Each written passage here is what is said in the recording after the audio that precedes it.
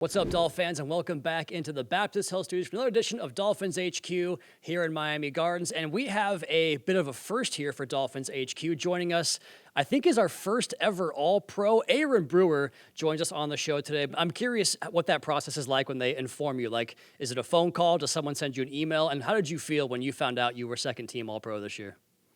I don't got social media right now 'cause I'm doing a fast. And so I woke up in the morning, probably like 10 o'clock after a long night, you know what I'm saying? And Pat had called me in the morning. He had changed the flight. He called me. He talking about, congratulations, bro. I'm like, what are you talking about? And like I didn't know I was named All Pro, bro. I literally like found out I was All Pro from Pat calling me the morning after and just saying text messages like, really like did not know. I wanted to talk more about your play this season, obviously, while we have you on the show, but we've highlighted you on the show, Brew, more times than I can count. So the world knows what Travis's favorite Aaron Brewer blocks are, but I'm curious about you. There's got to be a couple out there from this year. There was so many to pick from, but there's got to be a couple that stood out to you this year. Just when we speak on it, I say like come to mind, I say probably my top two that come to mind is probably it was against Atlanta and the other was against the Commanders. You know what I'm saying? They were like one of the second level blocks. So when against Atlanta, it was on a little short screen, close to the end of the game, almost like sealing in, like just putting that nail in the coffin, just a statement block. And so it was out there on Jesse Bates. I think y'all probably remember that one. So they're probably one of my top ones. And then against Washington, I just remember going into the game because I'm playing Bobby Wagner and Frankie, like two top tier linebackers, like some of the best in the league behind Jordyn Brooks. You know what I'm saying? Another Pro Bowler we got. And so, yeah, we're playing Bobby Wagner, and it was at the first play. Bobby Wagner, you know, he's a Hall of Famer. So I'm in my head before the game, like, oh, this is a statement game. I need this one. And so I pulled around, had blocks. So I think I picked up a DB, and he was trying to run over top. And I blocked both of them at the same time, then threw both of them in two knockdowns in one play, first play of the game. So there's just two plays that really just come to my mind. I think of the season, like top blocks. Yeah, there's two of them. We've broken those plays down on the show, like literally those exact plays you're talking about there. And we've had something of a running joke here on HQ where we always know that Brew did something special because you would hit this little skip after a massive block where you put a guy on his back, you're 20 yards downfield, there goes HN for a big play, and you're kind of like skipping and shaking your head and doing this whole thing. Is that your natural reaction to making a play? Do you know what I'm talking about? Like, is that just how you react after making a big play? Yeah, I know what you're talking about. Yeah, like after I make a big play, it's just the energy. Like that's how I'm letting it all out. Like somebody make a big play, you flexing, hitting your head, or just jumping up and down. Like it's a different kind of feeling. And so when I do make a big play, that's how I let it out. We might have to start tracking Brew's skips next year. Like we'll have a running tally and keep that as a stat for offensive line play. Maybe we can put it across the rest of the league, and that's how they can determine the protector of the year, which you're in the running for that as well. Hey, we need to start counting something. Start counting knockdowns. How many bodies I get in a year? Just put up every game. Just count them. Just one, two, like a little ding. So what I'm saying, like a little bell. Yeah. Every time it's a knockdown, just count them. Going back a little bit further, Brew, it's 2019. Going to go ahead and time travel here. The Texas State football roster has you listed at 270 pounds. You go undrafted. For me personally, Brew, there is nothing better than a guy going undrafted to All-Pro. It's the proof that football is the ultimate meritocracy, which makes it the best game in the world. But I'm curious, if All-Pro Aaron Brewer could go back in time and talk to Texas State Aaron Brewer, what would you tell that young man? Keep doing exactly what you're doing and turn it up a little more. At that point in time, I had went to a different level of focus. You know what I'm saying? Because it's 2019. I'm coming out of my season. Then I had another semester in school. And then I had to do pre-draft training as well. And so at that point in time, like, I know I'm too savvy. I know I'm underweight. I'm coming from Texas State. Like, yeah, I got my accolades behind me from, like, first seeing Sun Belt, stuff of that sort. It was, like, really, like, taking the risk on myself at the time. And it was a little scary in the moment because I had said, if I'm going to try to get to NFL, I'm going to put all my chips in. And so if I can go back to them then, like, you doing the right thing. Like, stay on the track you're going, and you got some big things coming in your future. I love to hear it. It's paid off for you in a big way. I want to pivot now and talk a little bit about your teammates and go to the offensive line here with Patrick Paul specifically because, Brew, that man is an enigma. He is an introspective intellectual. He couldn't be a nicer person, to me at least. Then he gets on that field and does that thing where he, like, bullies someone 20 yards down the field and laughs while he's doing it, like these drive blocks where he's laughing maniacally. And you know Pat as well as anybody out there. Can you just tell our audience about your teammate and what makes him a special player, but also a special person? Uh, Pat, is his own individual. Like if you know Pat is nicest guy ever, great guy.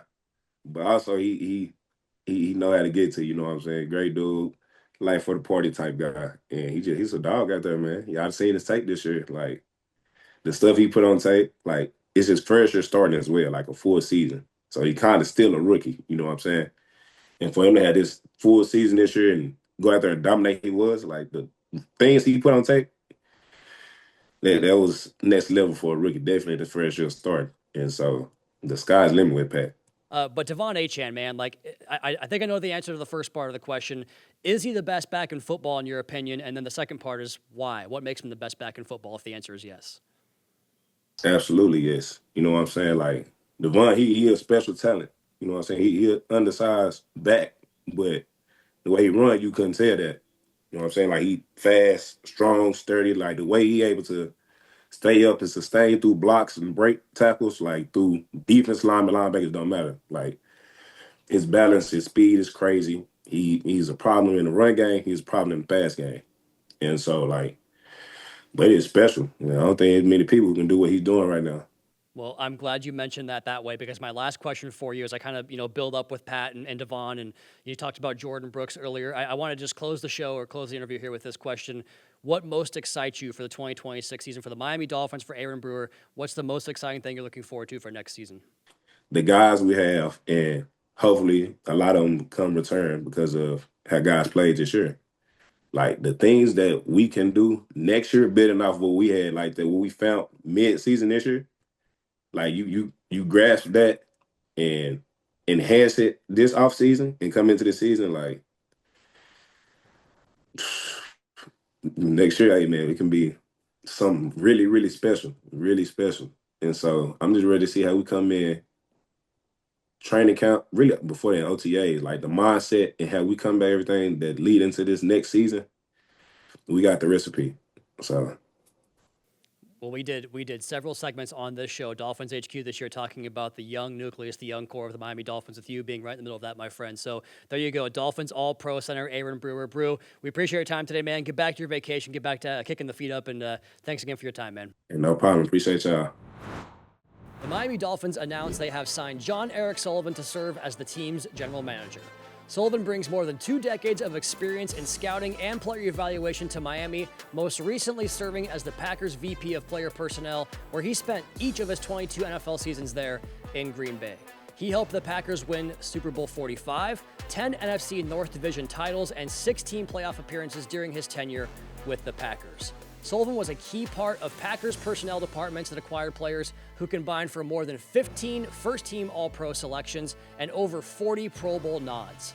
In his role as Green Bay's Vice President of Player Personnel, which he held from 2022 to 2025, Sullivan oversaw the team's college and pro scouting departments, working in tandem with General Manager Brian Gutekunst and collaborating closely with head coach Matt LaFleur. The Packers have reached the playoffs in 3 of the last 4 seasons while retooling their roster with talent with a balanced approach through the draft, free agency, and through trades. Now, I looked at 4 years as VP of Player Personnel, his time there, and made some observations. Let's go ahead and start with the draft. And rather than rattle off a bunch of numbers and rankings, I just want to identify some trends here. And if you're looking for all the math and thought behind this, you can find all of it on the Drive Time podcast. But I think it's best distilled down to a few of these key points. Number 1, over the 4 years, they made 43 picks. That's an average of 10.75 draft picks per year. 17 picks were made on days 1 and 2, and 9 of those picks came at premium positions: your quarterbacks, your receivers, offensive tackles, edge rushers, and cornerbacks, the most expensive positions in the National Football League. There was a big focus on college playing time as well. Those 43 picks averaged 49 career games played in college, but there's more to it. The deeper into the draft they got, the more they valued playing time. Days 1 and 2, that's rounds 1 through 3, averaged right around 41 games played in college. But when they got to day 3, rounds 4 through 7, those picks averaged 47 career games played at the college level. 40% of the picks were fifth-year seniors, and 77% of the picks were in college programs for 4 or more years. Experience. And how can you argue with those results? Those day 3 picks include receiver Romeo Doubs, who's going to be one of the top market receivers available this March if he hits free agency. Zach Tom is a damn good right tackle who started 55 games for the Packers over the last 3 seasons. Kingsley Enagbare has played every game in 4 years as a rotational rusher, and Rasheed Walker, a 7th-round tackle, has played every game the last 3 years for the Packers. That formula, well, it's working. If you exclude this year's rookie class, which we do because the impact of a day 3 rookie is usually rather minimal, but the Packers have been consistent and getting development and pieces in the door and developing them down the road for their production throughout the course of their career. 10 of 24 day 3 picks played 400 plus snaps at least once in their career. That's a 46% hit rate on day 3, and every single class we're talking about has produced at least one core special teams player for the Packers. This might be my favorite factoid about the Packers draft and develop program there was solely in business. Only 7 of the 43 picks transferred in college. 3 of those were guys that transferred up in competition. So only 9% of their draft picks made a lateral transfer. I know, this old man needs to get on board with the current college football landscape, but I kind of like it when a player finishes what he starts. They drafted 12 players from blue blood programs, your Alabamas, Michigan, Texas, Ohio State, on and on and on, and 77% of their draft picks were from Power 4 schools. It's a lot to digest, I know, but all of this is to say I am excited to see what Jon-Eric Sullivan will bring to the Miami Dolphins front office. Draft and develop, baby. You want consistency? That, my friends, is the path to sustainability in this league.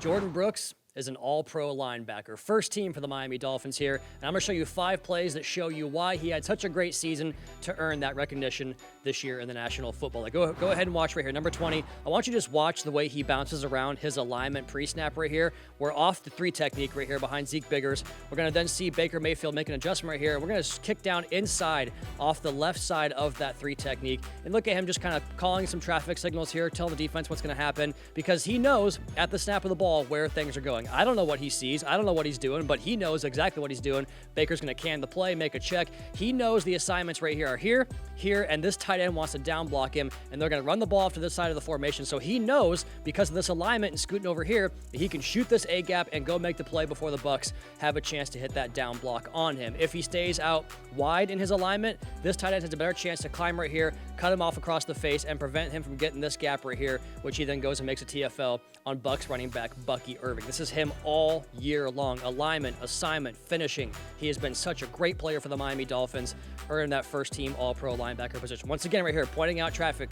What's going to happen? Zach's either communicating back with him right here. We're going to jump down onto the tackle right here and cap him. And just watch the way he wades through trash. First off, he knows where the play is going once again. Watch the way he jumps this gap. He knows his run fit, his assignment right there. He's going to get down into the trash right here, but not get himself clogged up to where he can't get off the pile and make a play. And he winds up shooting the gap and making yet another TFL. He is so alignment, assignment sound, and he's so good in the trash, in the pile of bodies, to keep himself on his feet, to fight around blocks. He beats blocks with quickness, with pregame film study, with his physicality. Every way you can beat a block, Jordyn Brooks does it. It's why he makes the most tackles in the NFL. That's why he makes a bevy of tackles for loss. He is just so productive each and every Sunday. Once again, right here, off the weak side of the formation, a big, heavy package right here for the Buffalo Bills. Actually, we're on the strong side here, but we're going to run the ball off the weak side of the formation, try to cut this thing backside right here. Once again, Jordyn Brooks knows his assignment. He knows he has this C gap that he can shoot right here, because they're going to try to wield this additional tight end right here down into the insert on Ife Melifonwu, and it's going to give Brooks a free run, which they're thinking that maybe they can press this thing play side. The running back has other ideas, because Kenneth Grant stacks it up, Jordan Phillips stacks it up, Zeke Biggers has his edge right there, and they have to force the running back into a backside cut. And Jordyn Brooks is already there because he knows where the play is going, because he learned it on Wednesday in film study and practiced it all week with high intensity. That's why he makes so many plays: preparation, physicality, violence, speed. He does everything on a football field. So those are 3 rundown stops in the backfield for Jordyn Brooks. Let's go ahead and take a look at some playmaking right here, a sack. And there's not a lot to this to break down. He knows which gap he wants to shoot. Does a good job disguising his blitz, playing off the football right here, not giving any indication he's going to rush this gap right here. The running back tries to step up and pick him up in pass pro. Good luck, B. John Robinson. That's not really going to work out for you against that player, against the first-team All-Pro linebacker like Jordyn Brooks. Just runs it down. Bradley Chubb condenses the edge, gives him the run off the side, off the edge, runs the running back over, and tackles Kirk Cousins for a big sack. So sack production, TFL production. How about in the passing game when he's in coverage? This one, a little bit more in-depth of a breakdown. So what I want to show you off the top right here is the Dolphins are in a pressure look. And what that I mean by that, they're only going to bring these 4 guys. But because this safety winds up capping this slot receiver right here, that's a pressure look. With this linebacker, he could possibly come. Sometimes when you see a safety capped over a receiver like that, they're going to bring the second-level player on the pressure look. And then Jordyn Brooks right here, that's a pressure look to me. He's actually showing that he's going to blitz, winds up backing out. We're going to get cover 2. We're going to get half field, underneath. Here's your hole player, and then we're going to play the hook zone with Brooks and Tyrell Dotson. So bring 4, 7-man in coverage, cover 2. And what Jordyn Brooks has right here, he's going to drop to the sticks. He has a landmark. He wants to get to the sticks and kind of play things top down right here. What I want you to watch is how valuable he is in covering all of this space and really helping the entire structure of the coverage. Because this cornerback, Rasul Douglas, is playing this cloud in cover 2, he knows the inside underneath route is vulnerable. So we're going to get depth and make sure that Mike Gesicki, Bengals tight end, is not going to stack us vertically here. We're going to get depth and cover that and match it, but also have eyes on this receiver. So if Joe Burrow does want to throw that ball hot and quick, he can drive on it and cut it down for a short gain and give us a 3rd and medium for the Bengals. But Joe Burrow opts to throw the seam route because he knows Jordyn Brooks wants to drive that. So Brooks has the ability to flip the hips and run vertical and run with Gesicki and make a play on the football. I cannot express to you how good of a play this is, from all that he has to process, from the mindset, the preparation, the physical nature, like the hips to flip him like that and run vertically, to get a hand on the football. It just showcases everything about his game, the talent, the production, the preparation, everything about his leadership, who he is as a person on all 5 of these plays. But this one in particular, Jordyn Brooks earned the first-team All-Pro linebacker nod in the NFL this year because of great production across all 3 phases of the game, never leaves the field, big-time leader. Jordyn Brooks, one of the best players in the entire National Football League.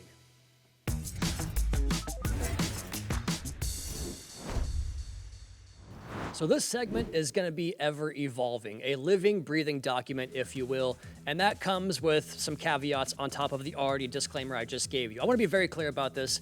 This is a draft board in January. It's not going to be the same draft board I have in April. It will undoubtedly change, and I'll add more as we get to more players in the process. What I did for this project was go down ESPN's Jordan Reed's top 50 players. I watched the top 20, wrote scouting reports, and ranked them accordingly. Since the Dolphins pick 11th, we're going to go over my top 11. Sound good? Let's go ahead and jump right in. Let's do this thing in rapid succession here. First things first, Caleb Downs can play any position in the back 7. He's my top player. He played a safety nickel combination at Ohio State, and his combo of quick twitch and preparation, which produces fast react instincts, makes him such a clean prospect. Great tackler, reads his keys, finds the football. To me, he's the best player this draft has to offer.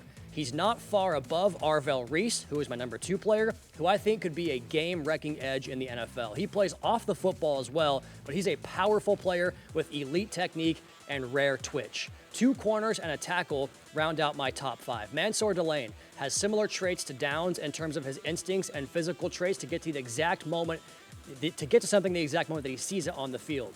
Ultra competitive, long speed, terrific in any man or zone technique, and he's just a ball player. He shows up all over the tape. Now, Tennessee's Jermod McCoy, probably the best man-to-man cover corner in this class. He did tear his ACL that cost him the entire 2025 season, but his 24 tape is as good as it gets. Francis Mauigoa is the tackle that splits those 2 corners at number 4. Talk about set and forget prospects. Some will talk about him kicking inside to guard, but I think he could play anywhere on your line because of a special ability to sink and bend at the knees, absorb against power, but also the foot quickness to react inside or outside. He's thickly built and drives guys off the football in the running game.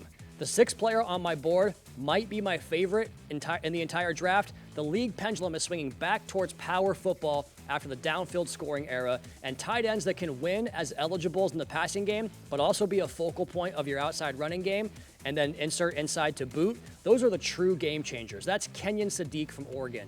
Good in line, dynamic playmaker, field stretcher, run after catch. He does everything. Let's go through numbers 7 through 11 here really quickly. Linebacker, Sonny Styles. We talked about him on the show before. Former safety converted to linebacker with the athletic ability to prove it. He does not miss tackles. He arrives with violence, 3-down skill set player.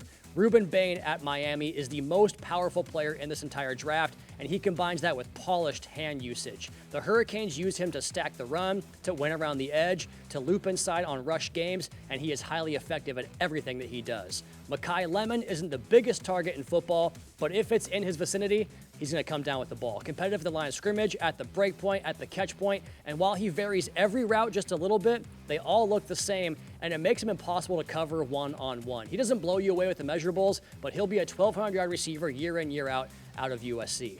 Jeremiah Love is a contact, balance, power speed running back that has vision and burst to hit home runs. From Notre Dame, he's in the top 10 as well. And David Bailey is a get-off, bendy, explosive rusher who tilted the protection plan for Texas Tech every single game this year. He's got rare twitch and finishes his pressures with game impact plays each and every week. So the point of this exercise is that Miami is in position to land an absolute stud here at the 11th pick.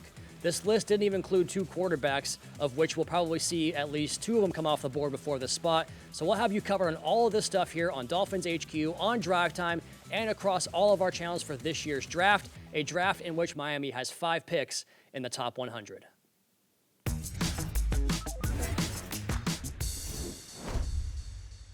That will do it here for this episode of Dolphins HQ from the Baptist Health Studios. Don't forget to check out the Drive Time podcast, hosted by yours truly, available 3 days per week in the off-season, wherever you get your podcast. Subscribe to the Dolphins YouTube channel for all off-season content and media availabilities. We hope to see you back here very soon.